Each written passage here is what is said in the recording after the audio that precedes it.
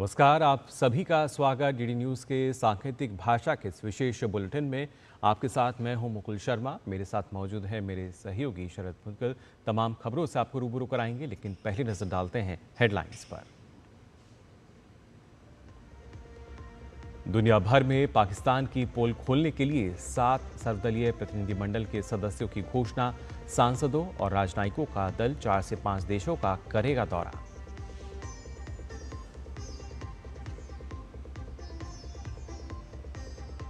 गृह मंत्री अमित शाह के गुजरात दौरे का दूसरा दिन। अहमदाबाद में तिरंगा यात्रा में होंगे शामिल। सहकारिता महासम्मेलन समेत कई अन्य कार्यक्रमों में लेंगे हिस्सा।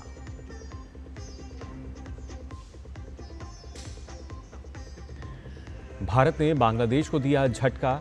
रेडीमेड गारमेंट्स, प्रोसेस्ड फूड समेत कई वस्तुओं के भूमि मार्ग से आयात पर लगाई गई रोक।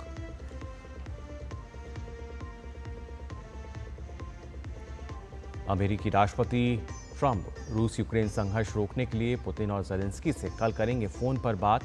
व्यापार पर भी होगी चर्चा।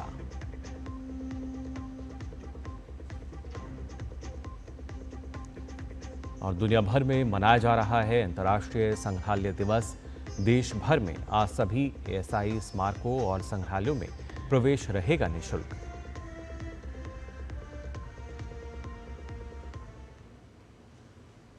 और आइए अब खबरें देखते हैं विस्तार से।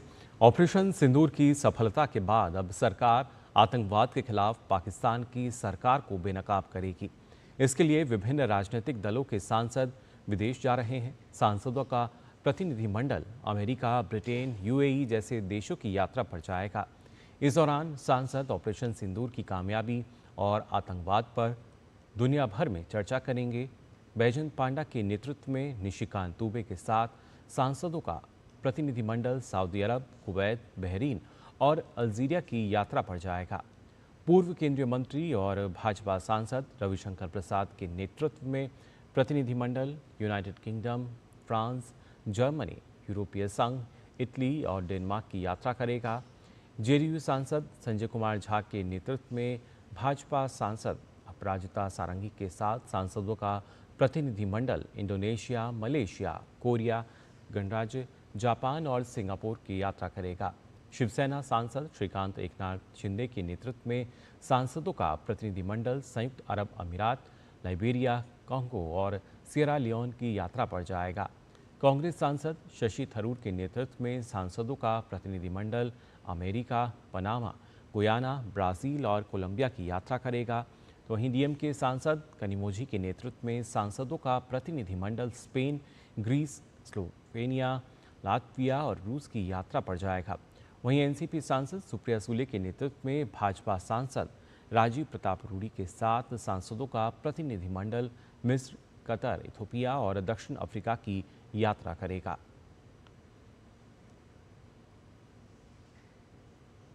गृह एवं सहकारिता मंत्री अमित शाह के गुजरात दौरे का आज दूसरा दिन है। आज वे दोपहर बाद अहमदाबाद में आयोजित होने वाली तिरंगा यात्रा में भी शामिल होंगे। इसके अलावा आज वे कई अन्य कार्यक्रमों में भाग लेंगे। वे आज अहमदाबाद में गुजरात राज्य सहकारी संघ की ओर से आयोजित विकसित भारत के निर्माण में सहकारिता की भूमिका पर आयोजित महासम्मेलन में शिरकत करेंगे। गृह मंत्री राज्य के मेहसाणा जिले में के पटेल और मधुबेन के पटेल नर्सिंग कॉलेज के नवनिर्मित भवन का उद्घाटन करेंगे। साथ ही वे यहां फाल्कन ग्रुप के रेडी टू कुक फ्रोजन आलू प्रोसेसिंग प्लांट का भी उद्घाटन करेंगे। साथ ही गृह मंत्री पल्लव ब्रिज और विविध विकास कार्यों का भी लोकार्पण करेंगे।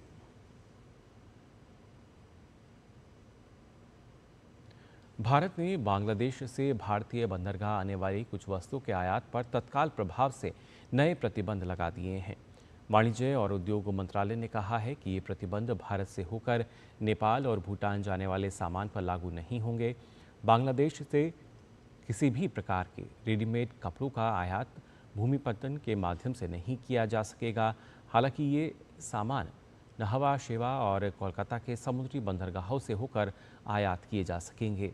इसके अलावा फलों के स्वाद वाले और कार्बोनेटेड पेय, प्रसंस्कृत खाद्य पदार्थ, कपास और सूती धागे के अपशिष्ट, प्लास्टिक और पीवीसी से तैयार सामान तथा लकड़ी से बने फर्नीचर के आयात पर प्रतिबंध रहेगा।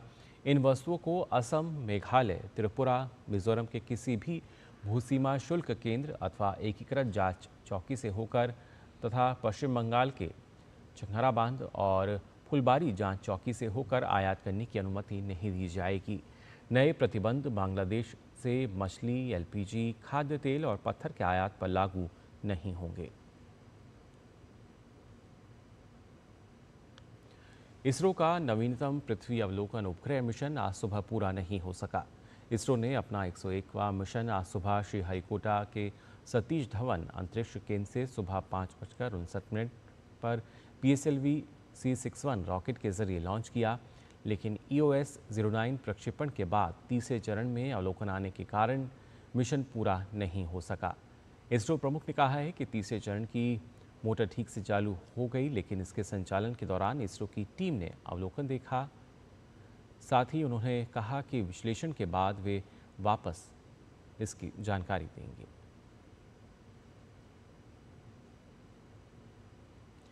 दिल्ली के पहाड़गंज इलाके में नबी करीम में एक निर्माणाधीन इमारत के गिरने से 3 लोगों की मौत हो गई। कई लोगों के मलबे में फंसे होने की आशंका है। इस घटना के बाद रेस्क्यू ऑपरेशन के लिए NDRF की टीम को बुलाया गया।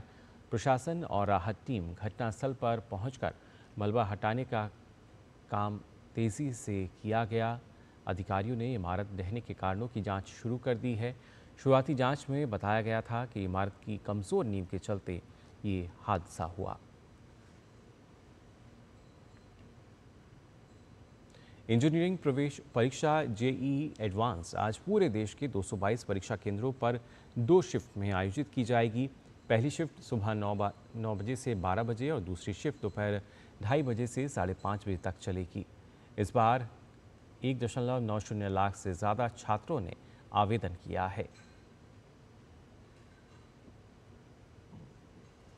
रूस और यूक्रेन के बीच जारी हिंसा को लेकर अमेरिकी राष्ट्रपति डोनाल्ड ट्रंप सोमवार को रूस के राष्ट्रपति व्लादिमीर पुतिन से फ़ोन पर बात करेंगे।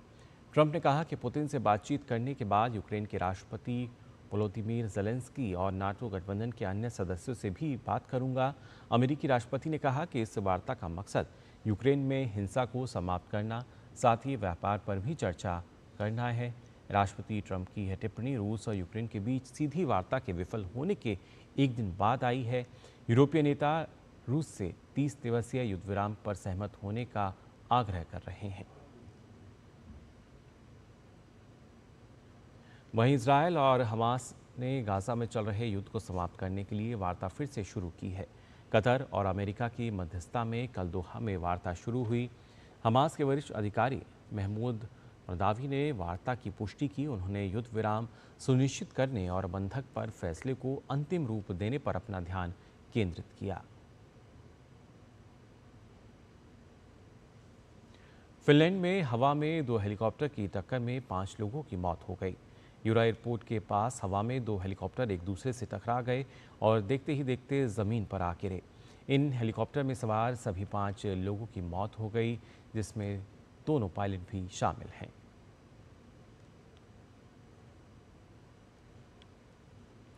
आज अंतर्राष्ट्रीय संग्रहालय दिवस है। इस अवसर पर देश में पुरातत्व सर्वेक्षण विभाग के संरक्षण वाले सभी स्मारकों और संग्रहालयों में आज प्रवेश निःशुल्क रहेगा। ये संग्रहालय और स्मारक देश की धरोहर को संजोए हुए हैं। अंतर्राष्ट्रीय संग्रहालय दिवस का आयोजन सांस्कृतिक विरासत को संरक्षित रखने तथा शिक्षा और संवाद को बढ़ावा देने में संग्रहालयों की भूमिका की ओर ध्यान आकर्षित करने के लिए किया जाता है।